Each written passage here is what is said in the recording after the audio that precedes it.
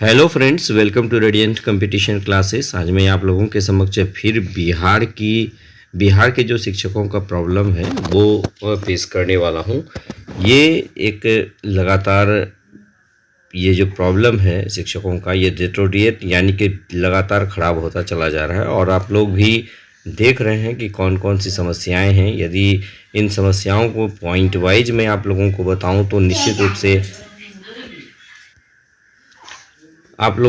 रूप से ये पॉइंट वाइज जो मैं किया हूँ ये इससे आप सहमत होइएगा ही। अगर आप नए नए टीचर में बहाल हुए हैं तो हो सकता है कि आपको लगे कि हम गलत बोल रहे हैं, लेकिन 1-2 साल बीत जाने के बाद आप लोगों को कम्प्लीटली समझ में आ जाएगा कि सच में मैंने एक वीडियो देखा था और उसमें सही बयां किया गया था। तो चलिए देखिए कि कौन कौन सी समस्याएं जो अभी आपको भी दिख रहा है। और बहुत सारे प्रॉब्लम मैं आप लोगों को बताया, लेकिन बहुत लोगों को समझ में नहीं आएगा। 1-2 साल बीतने के बाद तब उनको हमारी सभी बातें समझ में आ जाएगी, क्योंकि हम लोग इस सेक्टर में बहुत दिनों से काम कर रहे हैं और हम लोग हर तरह की समस्याओं को अब तक देख चुके हैं। और ये समस्याएं तुरंत ख़त्म होने वाली नहीं है, ये लगातार बढ़ती ही जाएगी, ये तय है दोस्तों। तो चलिए देखिए बिहार के शिक्षकों का प्रॉब्लम। पहला है खास करके बीपीएससी शिक्षकों का जो पोस्टिंग हुआ है घर से 400 से 500 किलोमीटर की दूरी पर हुआ है, जो एक बहुत बड़ा प्रॉब्लम माना जा सकता है। ये सबसे अधिक प्रभावित करता है शिक्षा व्यवस्था को, क्योंकि इन लोगों को रहने सहने खाने पीने आने जाने प्लस परिवार के लोगों से जो दूर कर दिया गया है, जिसके वजह से उन लोगों का आधा दिलो दिमाग जो है ये घर पर ही रह जाता है, स्कूल में आधा ही लेके चलते हैं, जिसके वजह से गुणवत्तापूर्ण शिक्षा की कल्पना नहीं की जा सकती है दोस्तों। दूसरी बात देखिए, जिनको अपना जिला भी मिला अधिकांश को उनके घर से 70 से 80 किलोमीटर की दूर।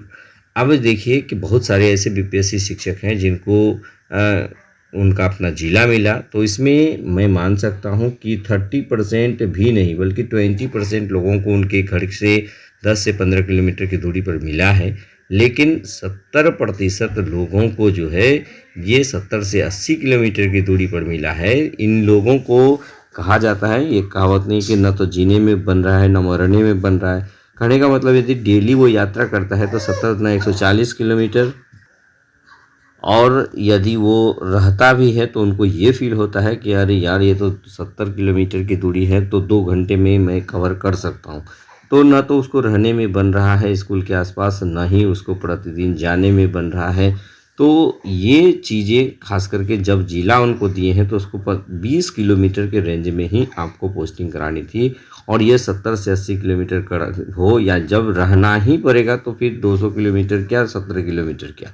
तो इसलिए ये भी जो पॉइंट है इसके आधार पर भी सारे के सारे लोग विचलित हैं।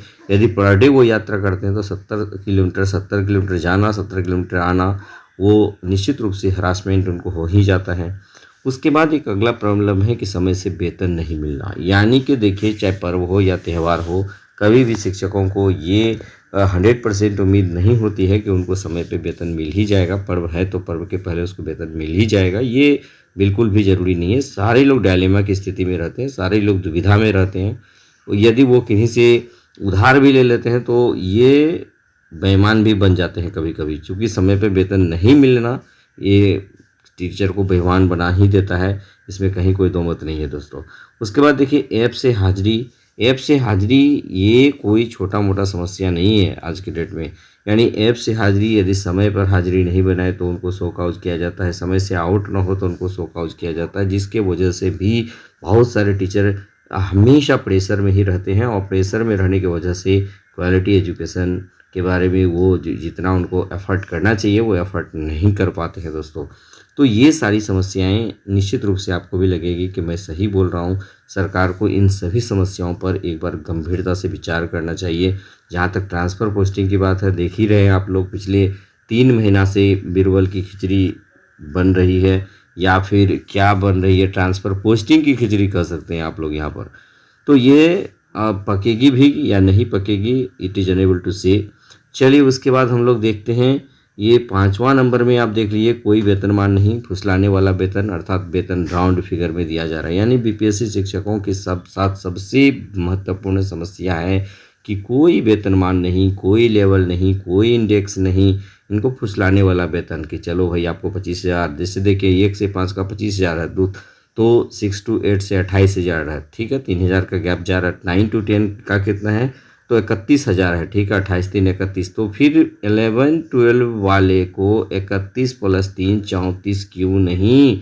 What's reason behind it? यानी कि किस तरह की ये व्यवस्था है, तो ये समझ से परे है दोस्तों।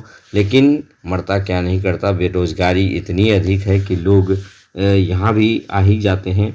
यानी ऐसे नौकरी तो एक्चुअली ज्वाइन करने लायक है नहीं, लेकिन लोग क्या करते हैं कि मरता क्या नहीं करता, something is better than nothing, यही सोच करके लोग इसमें योगदान दे रहे हैं। लेकिन ये दिलो दिमाग से नहीं दे रहे। जहाँ जिनका कहीं भी सिलेक्शन नहीं हुआ है, लगभग वैसे ही लोग 80% लोग वैसे ही हैं कि कहीं पर सिलेक्शन फाइनली नहीं हुआ है, तो लास्ट में मिनिमम कट ऑफ में बीपीएससी के द्वारा जो है शिक्षक बहाली हो गई है।